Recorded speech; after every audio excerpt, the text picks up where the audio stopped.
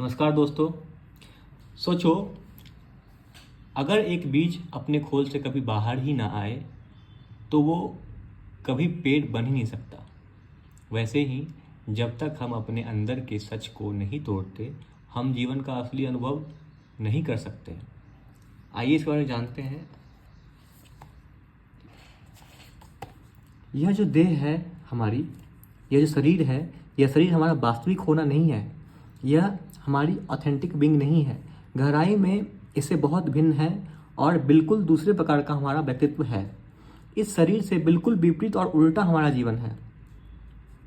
एक बीज को हम देखते हैं, बीज के ऊपर की खोल होती है बहुत सख्त, ताकि भीतर जो छिपा हुआ जीवन का अंकुर है, कोमल, डेलिकेट, वह उसकी रक्षा कर सके।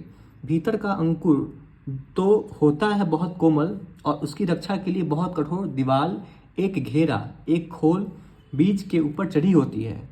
वह जो खोल है वह बीज नहीं है, और जो उस खोल को ही बीज समझ लेगा वह कभी भी उस जीवन के अंकुर से परिचित नहीं हो पाएगा जो भीतर छिपा है।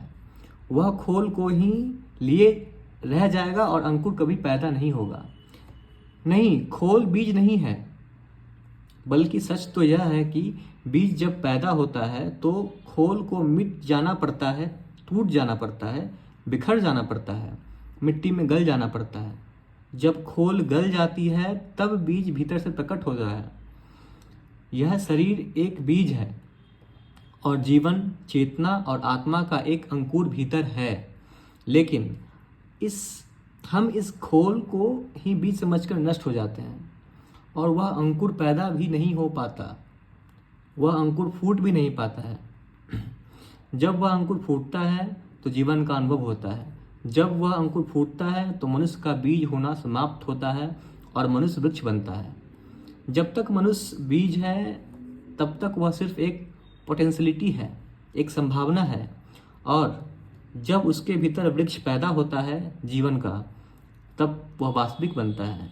उस वास्तविकता को कोई आत्मा कहता है, उस वास्तविकता को कोई परमात्मा कहता है। धन्यवाद।